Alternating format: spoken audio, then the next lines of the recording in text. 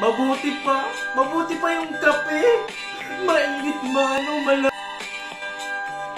Ito ang ating coffee effect sa walang kapiling sa ngayong Pasko. Mabuti pa yung kape. Mainit man o malamig. Hinahanap-hanap mo pa rin. Katulad itong coffee mate. Itong cappuccino. Pag naubos na, sigurado na hanap-hanapin mo. Yung raso mong nakawala, hanap-hanapin mo pa rin. Pero ako na gusto magpahanap. Ayaw mo hanapin.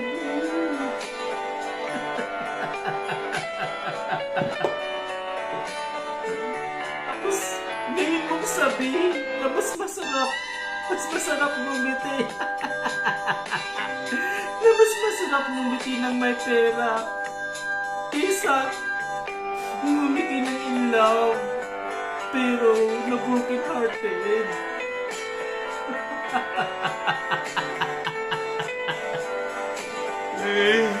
Ayan po ang ating coffee effect sa walang kapiling sa ngayong Pasko.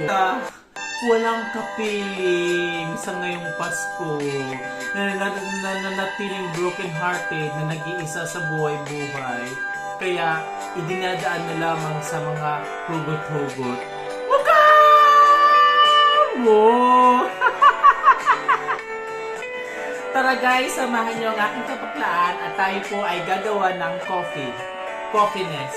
Ito po pala ang nag-iisang si Pinoy Friend Kiss Lover. Huwag niyo pong kakalimutan i-follow nyo ang aking kabaklaan sa aking mga social media platform.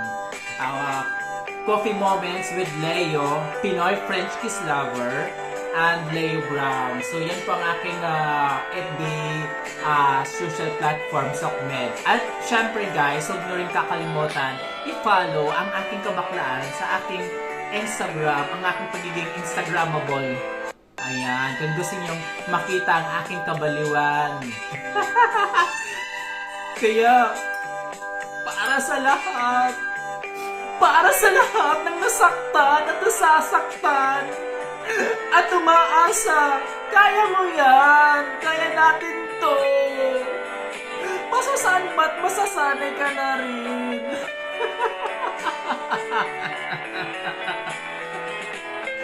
Ikaw ba, yung umaasa ka pa din ba na may happy ending? Naku te, baka gutom lang yan. Pero bakit ganon? Bakit may mga taong hindi madaling ma-fall? Pero pa-fall, huwag ganon. Juwang-juwa na nga yung tao eh, tapos ayaw mo pang ma-fallan. Paano na ang laplapan na?